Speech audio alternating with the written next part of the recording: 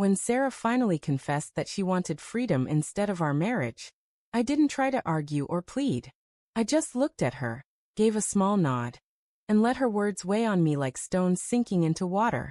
For months she had been restless, speaking about independence, about needing to find herself. I assumed it was a phase that would pass. But that evening, she zipped up a suitcase and walked out of our home. Watching her leave felt like someone had torn my chest open. Yet I remained silent as the woman I loved chose her own solitude over everything we had built together. That first night alone inside the house was unbearable. Every room echoed with her absence. The empty side of the bed felt colder than ever. The kitchen seemed hollow without her laughter, and her untouched coffee mug sat on the counter like a cruel reminder of routine now broken. Still, I told myself I had to stay strong. She wanted freedom, and who was I to chain her to something she no longer valued? Yet the silence was merciless. It gnawed at me, forcing me to question if I had been too dull, too controlling, too predictable to hold her heart. Days passed, and I buried myself in work. Friends advised me to let her go, to accept her choice. But deep down, I knew Sarah was chasing an illusion, a fantasy that running away would solve her dissatisfaction. I waited, not with desperation, but with a quiet certainty that reality would eventually pull her back. And exactly 1 week later, my phone buzzed with her name on the screen. For a moment, I hesitated. A part of me wanted to ignore it, to let her face the consequences of her own decision. But my heart, still bound to her, pressed me to answer. Her voice was fragile, trembling as she asked if we could meet. We chose a small cafe we once frequented when our love was new. The moment she stepped inside, I noticed how much she had changed. The spark she once carried was dim, her shoulders slumped, her smile trembling as if it were too heavy to hold. After a long silence, she whispered that freedom wasn't what she had imagined.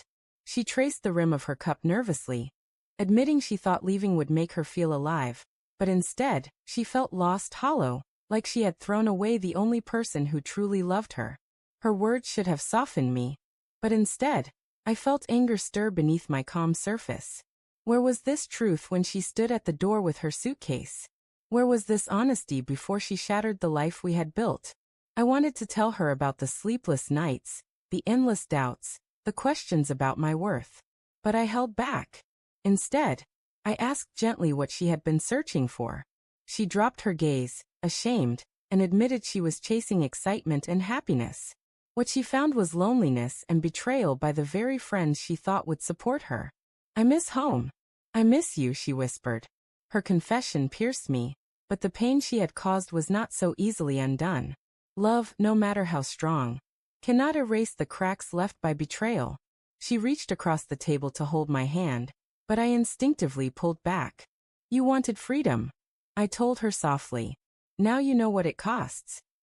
Tears welled in her eyes, and for the first time, I realized the balance had shifted. I wasn't the one left broken anymore. She was. She pleaded for another chance, swearing she had learned her mistake. But promises no longer carried the same weight for me. That night, I lay awake thinking about her words, torn between the part of me that still loved her, and the part that had found strength in her absence. In the end, strength won. I couldn't return to someone who once saw our marriage as a cage rather than a bond. The next morning, I called her and told her the truth she needed to hear. I said I would always care for her, but what she had walked away from no longer existed. "You chose freedom," I told her. "Now I'm choosing peace. We can't go back." The silence on the other end said she understood.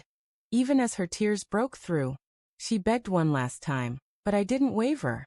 Just as she had chosen herself a week earlier, this time I chose myself. The difference was that my choice wasn't about escape. It was about recognizing my own worth at last. And so, our marriage didn't end with her leaving. It ended with me letting her go. Sarah had believed freedom would liberate her, but in the end, it only revealed the depth of what she had thrown away. The truth stung her harder than she ever expected.